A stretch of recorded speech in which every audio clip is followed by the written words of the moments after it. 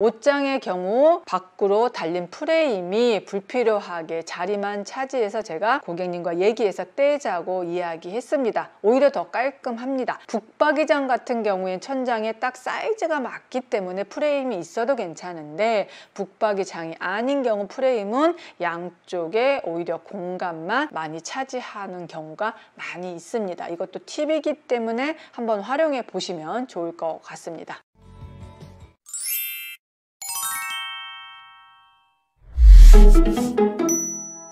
안녕하세요. 똑똑한 정리숙 대표입니다. 오늘은 공간 정리 컨설팅 중에서 공간 배치, 가구 재배치, 공간 재구성에 대해서 이야기해 보려고 합니다. 사실 정리하면서 가구를 옮기는 일은 생각보다 굉장히 힘듭니다. 가구가 무겁기도 하고 때로는 방문에 안 나와서 뒤로 눕혀야 되는 상황도 있습니다. 오늘 이 집의 경우는 왜 가구를 옮기게 되었냐?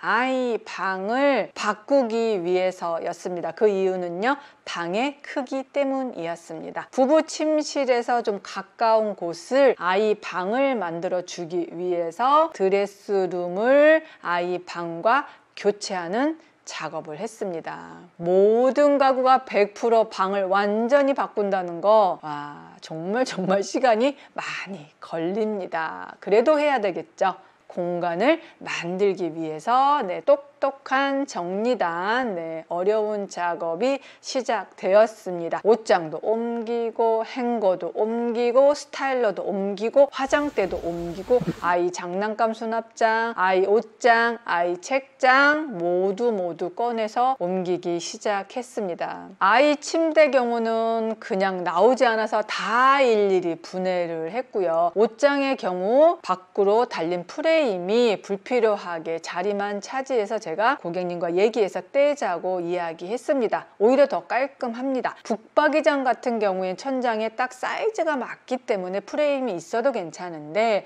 북박이장이 아닌 경우 프레임은 양쪽에 오히려 공간만 많이 차지하는 경우가 많이 있습니다. 이것도 팁이기 때문에 한번 활용해 보시면 좋을 것 같습니다. 행거에 있는 모든 옷을 꺼내고 장난감을 다 꺼내고 거실은 완전히 전쟁터 같습니다. 그래서 다 꺼내고, 특히 바닥에 요즘처럼 아이들 층간 소음 때문에 매트를 이렇게 다 깔아 놓으신 분들 집에 정리할 때는 그걸 다 걷어내야 되기 때문에 가구 옮기기가 정말 힘들더라고요. 그래서 남자 실장님 두 분이 오셔서 같이 도와주시면서 하셔서 가구 배치를 잘 끝낼 수 있었습니다. 가구를 옮기면서 드레스룸은 방의 크기가 작아졌고요. 아이 방은 커졌습니다. 커진 아이 방에는 문제가 없겠죠. 그래서 되도록이면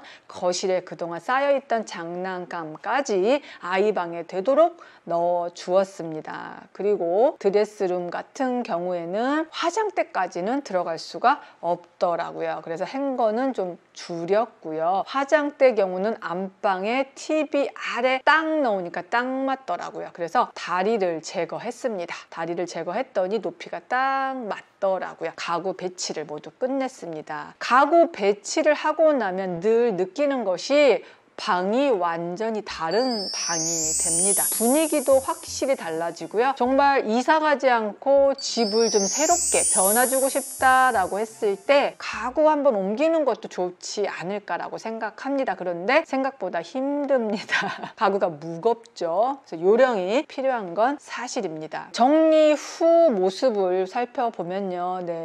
짠! 아이 방이 되었습니다. 침대와 옷장과 장난감 수납장과 모든 장난감이 한 곳에 모였습니다. 아이들이 행복한 공간이 되었죠. 드레스룸 같은 경우도 행거와 옷장과 같이 배치가 잘 되어서 가족들의 옷을 잘 꺼낼 수 있도록 정리가 모두 끝났습니다.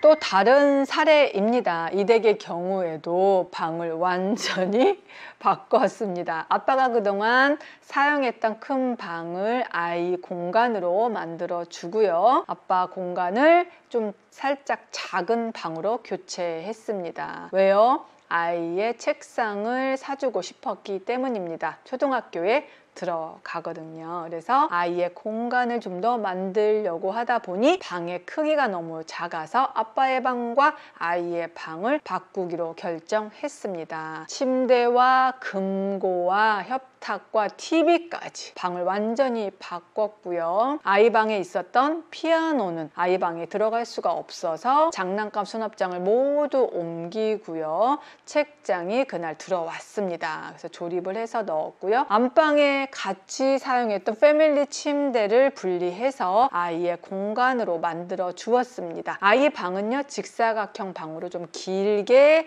되어 있는 구조의 방이었습니다. 그래서 맨 안쪽에 침대를 두었고요. 머리는 어느 쪽에 둘까요? 대각선, 제가 항상 강조드리죠. 방문해서 봤을 때 아이가 누웠을 때 서로 마주 볼 수 있는 공간, 그렇게 배치를 했습니다. 그리고 책상은 문을 열자마자 그쪽으로 배치를 했어요. 이렇게 책상과 책장이 일체형일 경우에는 벽을 기준으로 배치를 해야 됩니다. 그래서 배치할 때는 방문 쪽으로 두는 것도 괜찮습니다. 엄마가 들어왔을 때 서로 이야기하기도 편하고 딱 아이도 놀라지 않을 수가 있죠. 방문을 바라보고 배치할 수도 없죠. 일체형이기 때문입니다. 그리고 수납이 부족했기 때문에 서랍장을 하나 구입해서 배치해서 아이의 의류까지 다 정리가 모두 끝났습니다. 초등학교에 들어가는 아이에게는 아직 유아 때 좋아했던 공주 옷들도 아직 있습니다.